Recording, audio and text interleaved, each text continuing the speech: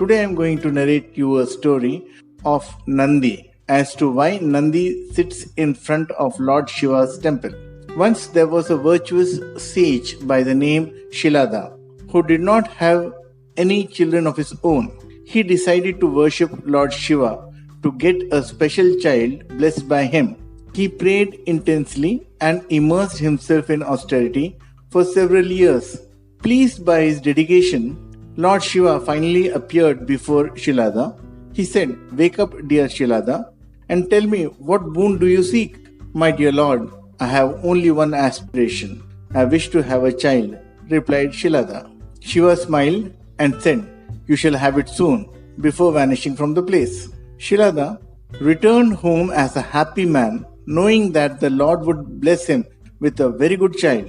The next day he went to the farm to begin his ploughing, when he found a beautiful baby in the field before his plough.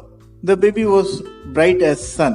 Shilada stared at the baby transfixed when he heard a voice from the heaven, "Shilada, take the child, bring him up well."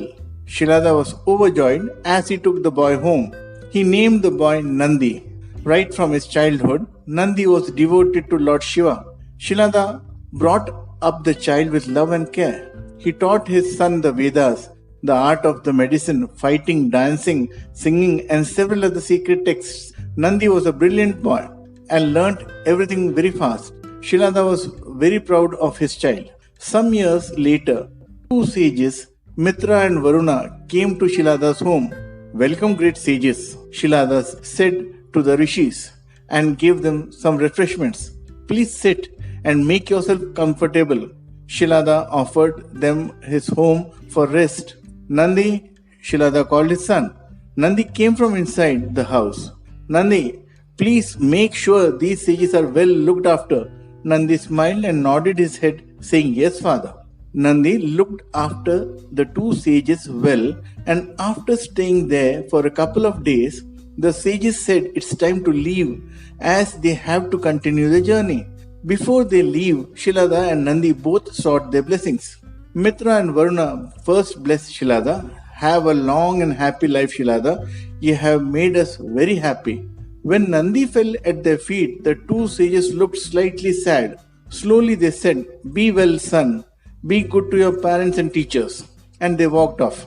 However, Shilada noticed the change in the expression of the sages. He ran outside the house.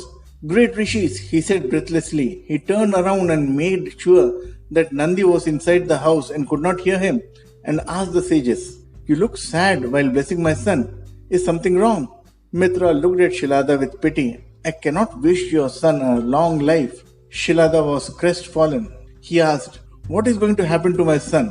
"Your son does not," Varna cleared his throat, "does not have long to live, Shilada. I am sorry to bring this news to you, but that is his fate," he said lamely, looking at the horrified expression on Shilada's face. Shilada stood there transfixed for a long time. After a long time, he slowly walked back home with stooping shoulders and a broken heart. Nandi immediately guessed something was wrong. "What is it, father? What happened?" Nandi asked, vigorously shaking his father. Slowly and painfully, Shilada narrated his conversation with the two sages. He expected Nandi to be scared, or even that Nandi would even start crying. However, Shilada was surprised when he saw Nandi is laughing. "You were scared of what the sages said?" Shilada wondered what could be so funny and looked at his son without any expression. "Father, you have told me that you have seen Lord Shiva," Nandi said with great devotion in his eyes.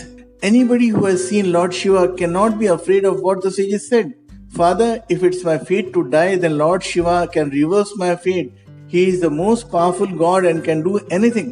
Do you think he would let anything happen to us when we worship him?" Nandi looked at his father. "I don't think so, father," Nandi said softly. Shilada looked at his son as if looking at him for the first time. Slowly, Shilada nodded his head and smiled. Nandi bowed to his father. "Bless me, father." Shilada blessed his son. "Be victorious, my son." Nandi then went near the river Bhuna. He entered the river and began his penance. His devotion was so great and his concentration was so high that Lord Shiva himself appeared in front of him. "Nandi, open your eyes," said the three-eyed god tenderly. looking at Nandi. Nandi opened his eyes, and before his eyes stood the most beautiful person he had ever seen in his whole life. Nandi looked at the god, wanting to savor his image. He felt that he had nothing more left to ask.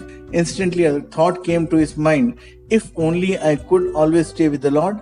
Shiva looked at Nandi. Nandi, your penance was so powerful that it dragged me here. Ask me anything, I will grant it to you. Shiva said, Lord, I wish to be with you always. The words were out of Nandi's mouth before he could stop them. Shiva smiled. Nandi, I have lost my bull on which I used to travel. Henceforth, Nandi, you shall have a face of a bull. You shall stay in my home at Kailash.